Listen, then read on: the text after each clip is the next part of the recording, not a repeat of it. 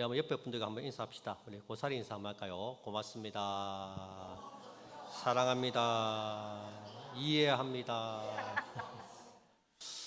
우리 이틀 동안 우리 아이들의 웃음소리가 온 동네에 들리니까 동네에 생기가 돕니다. 동네에 진짜 조용한 동네에 아이들이 웃고 떠들고 저렇게 신나게 노는 거 보니까 저도 참 마음이 기쁘고 흐뭇해요.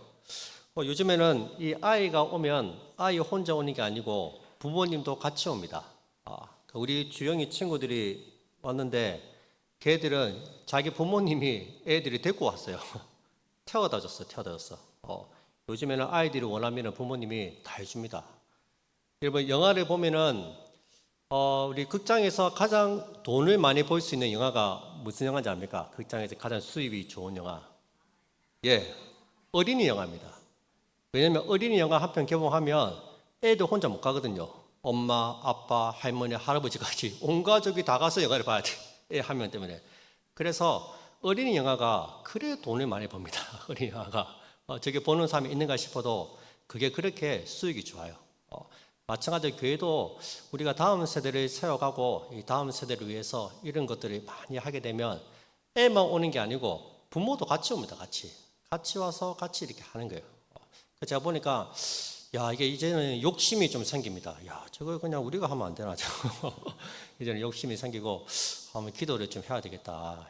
이게 진짜 우리가 미래를 봤을 때, 앞으로 봤을 때 진짜 저거 하나 갖다 놨을 뿐인데 저렇게 많은 애들이 어저께도 30명 있는 애들이 놀았거든요. 오늘도 뭐 펼쳐놓기만 해도 저렇게 즐거워하는데 저런 부분들을 우리가 저기다 테이블도 몇 개 갖다 놓고 그래서 이제 엄마들이 부모님들이 쉴 수 있게끔 시원하게 쉬게끔 뭐 커피 마시면서 쉬면서 애들 볼 수 있도록 이런 부분들을 좀 이렇게 해주면 우리 여기는 뭐 아무리 떠들고 이렇게 해도 뭐라 할 사람이 없어요. 도시는 이렇게 하면 안 되거든요. 도시는 이렇게 하면 신고 들어갑니다. 신고 시끄럽게 한다고.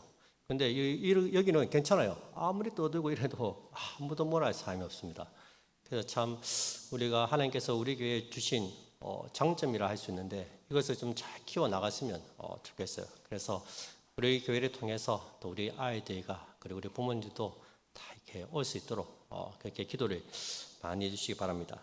오늘 우리 시편 말씀 한번 나눠봤으면 좋겠습니다. 우리가 시편에 있는 방법은 두 가지가 있습니다.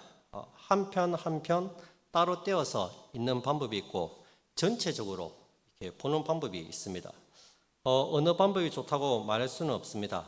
이 두 가지 방법을 적절하게 사용해서 읽으면 좋습니다. 그런데 최근에 시편 연구는 전체적으로 보는 것을 선호합니다. 시편이 1편부터 총 150편까지 있는데 처음부터 쭉 읽어가는 거예요. 처음부터. 이 시편이 총 150편까지인데 이 시편이 총 5권으로 나눌 수 있습니다. 모세 오경과 비슷합니다. 시편 1권은 시편 1편부터 41편까지가 시편 1권입니다. 그리고 2권은 42편부터 72편까지입니다. 오늘 읽은 시편 47편은 2권에 속합니다. 시편 2권에. 그리고 시편 3권은 73편부터 89편까지고요. 그리고 시편 4권은 90편부터 106편까지. 마지막 시편 5권은 107편부터 150편까지입니다. 이렇게 시편을 우리가 5권으로 분류해서 나눌 수가 있습니다. 시편 1권의 전반부에서 가장 많이 등장하는 핵심 단어가 있습니다. 어찌하여입니다. 어찌하여. 시편 10편에 보시면 여호와여 어찌하여 환난 때에 숨으시나이까. 시편 22편에도 보시면 내 하나님이여 어찌하여 나를 버리셨나이까. 내 영혼아 네가 어찌하여 낙심하며 내 안에서 불안해하느냐. 이렇게 시편 1편에는 어찌하여라는 말이 계속 나옵니다. 어찌하여 이 말이 계속해서 반복해서 나옵니다. 시편 1권의 전반부는 고난과 환난을 당하는 저자가 자기 자신을 신세 한탄하면서 부르짖는 게 주된 내용입니다. 어찌하여. 근데 시편 1권의 후반부로 가면은 시편 25편에서 41편에 보면 그 주된 내용이 바뀝니다. 처음에는 탄식하고 부르짖다가 후반부에 가서 가장 많이 등장하는 단어는 내 죄, 내 허물입니다. 자신이 당한 환난 때문에 신세를 한탄하던 이 저자가 시간이 지날수록 자신의 죄와 허물을 발견하고 하나님께 회개하기 시작합니다. 점점 이렇게 성숙해져 가는 거죠. 처음에는 환경을 탓하고 상황을 탓하고 다른 사람을 원망하다가 시간이 지날수록 자기 자신을 돌아보기 시작하는 거예요. 자기 자신의 허물과 자기의 죄를 발견하고 하나님께 회개를 하는 거예요. 회개를. 지금 이 시편의 원래 독자는 바벨론 포로기를 마치고 예루살렘으로 귀환하는 성전을 재건하기 위해서 귀환하는 이스라엘 백성들입니다.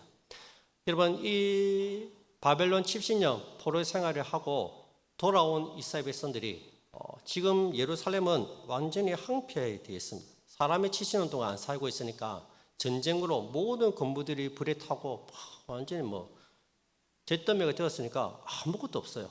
그러니까 이 돌아온 이스라엘 백성들이 그 모습을 보고 마음이 어땠을까요? 정말 어찌하여 하면서 한탄하지 않았겠습니까?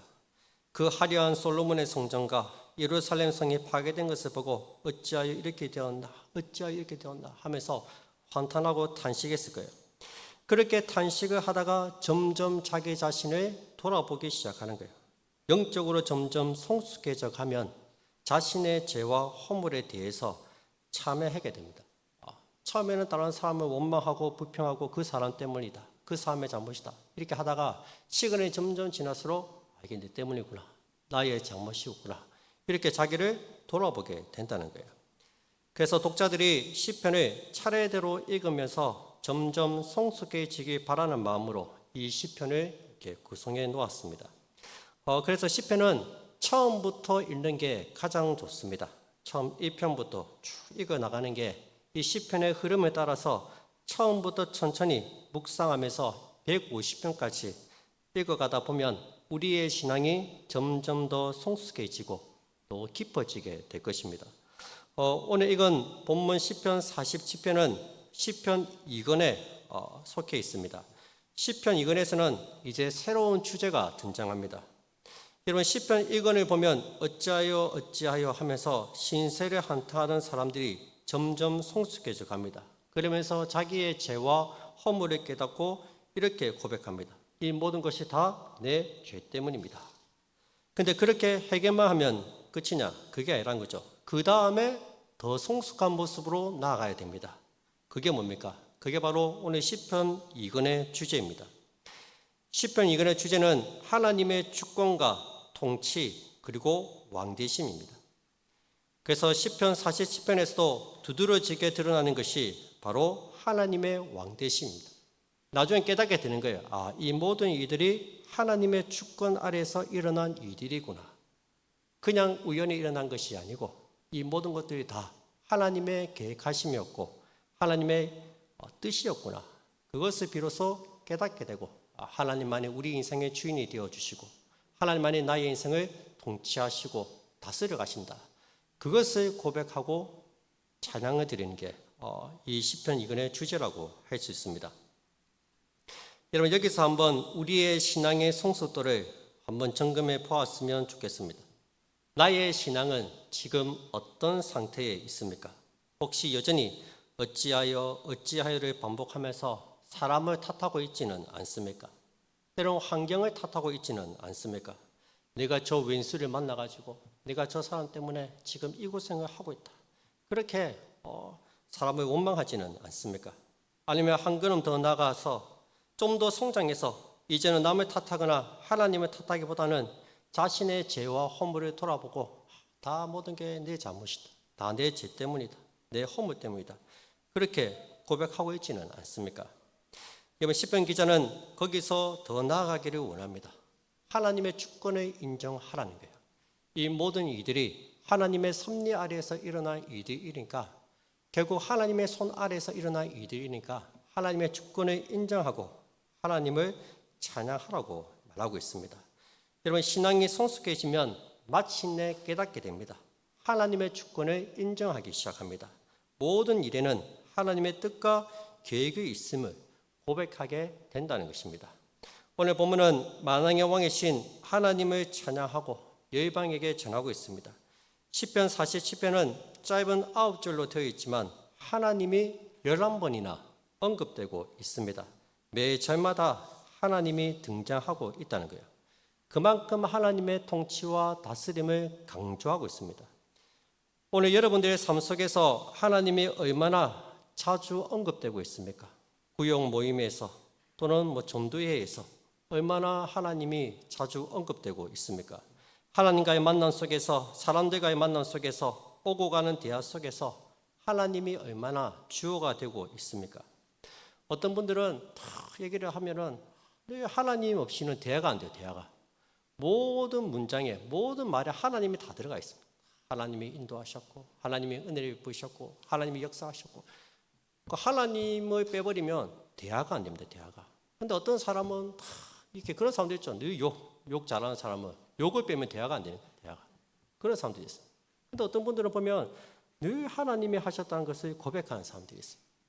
그런 분들은 늘 하나님과 동행하기 때문에 늘 그렇게 고백을 하는 거죠.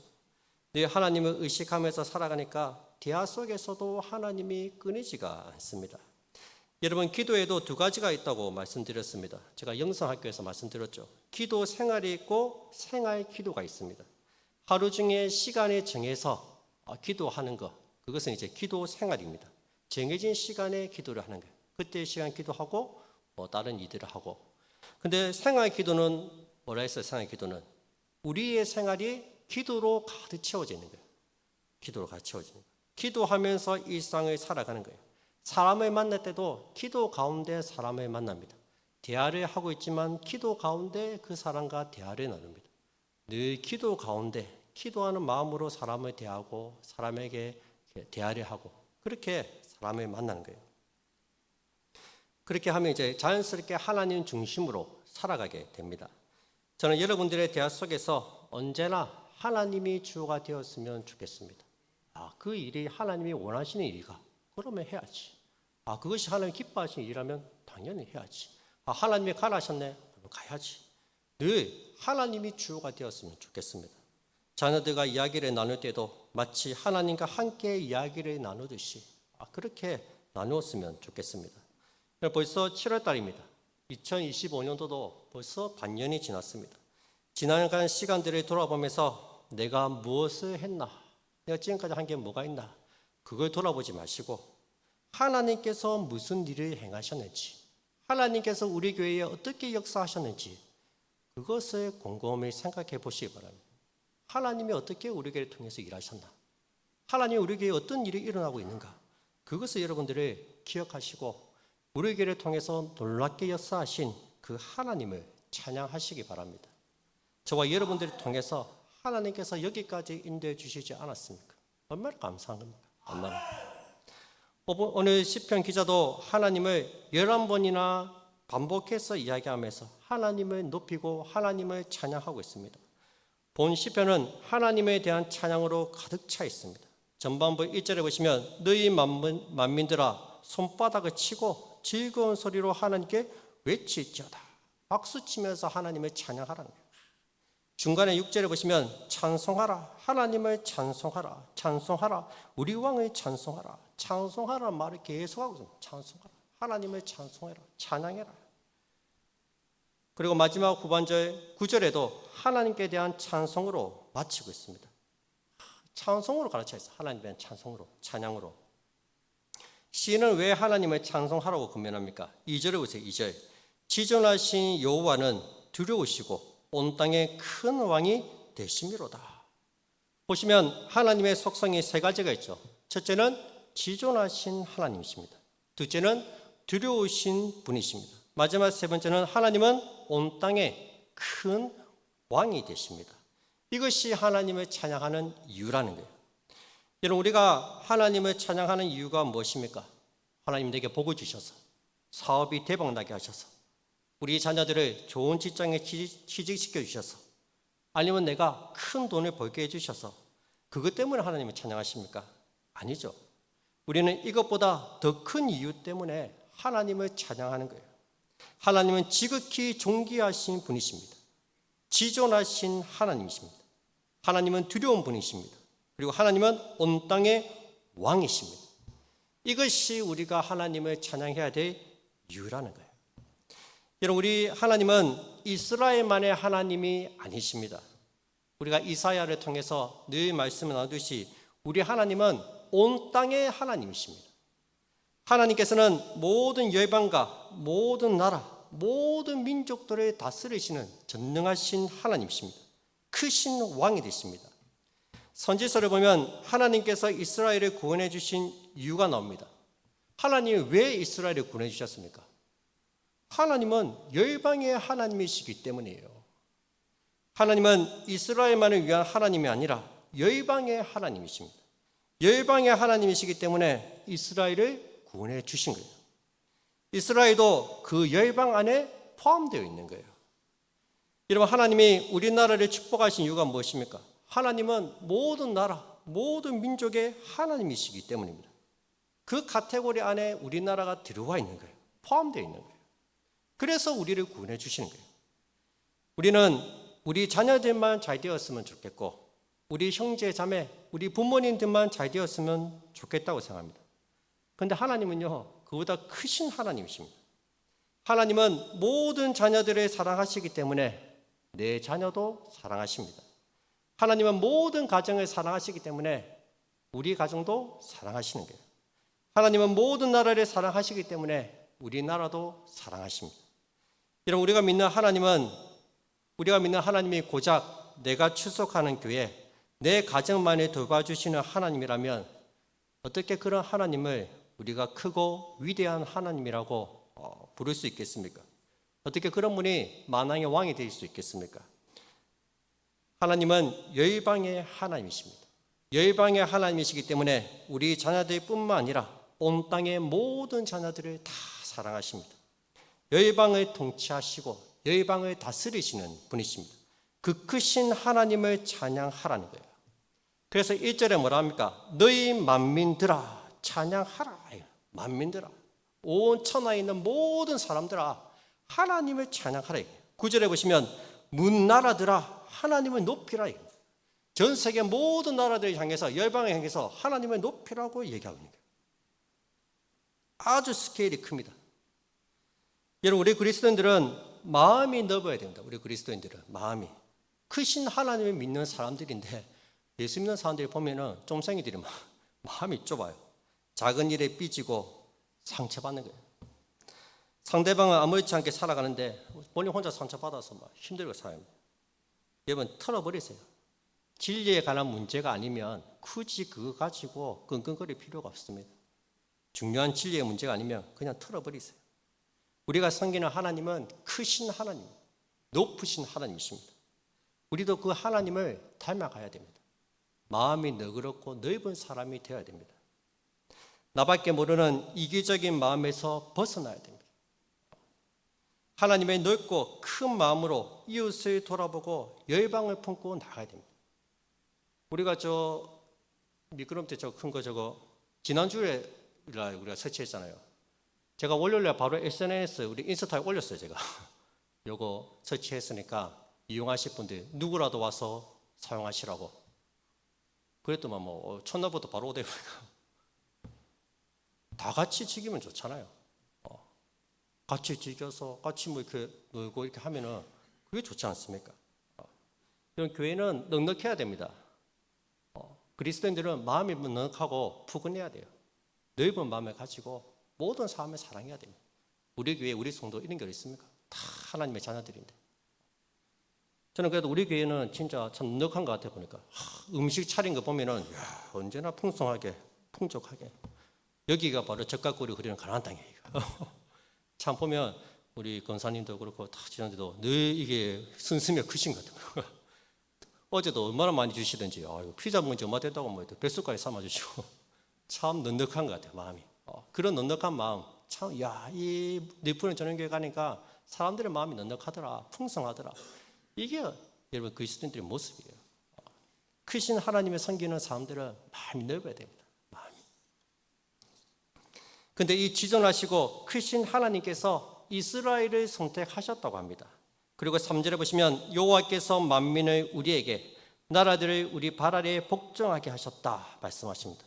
4절에 보시면 우리를 위하여 기업을 택하셨다고 말씀합니다. 여러분, 하나님은 열방을 다스리시는 크신 하나님이십니다. 그런데 바로 그 하나님이 우리를 선택하셔서 우리의 발 아래에 열방들을 복종하게 하셨습니다. 열방들을 우리의 발 아래에 놓으신 거예요. 그리고 우리를 택하여, 우리를 위하여 기업을 택하여 주셨습니다. 하나님이 나의 하나님이 되어 주셨다는 거예요. 크신 하나님이시지만 그 크신 하나님께서 나의 하나님이 되어 주셨다는 거예요. 얼마나 든든합니까, 여러분? 얼마나 힘이 납니까? 만왕의 왕이신 그분께서 열방을 다스리시는 그 하나님이 우리 아버지예요.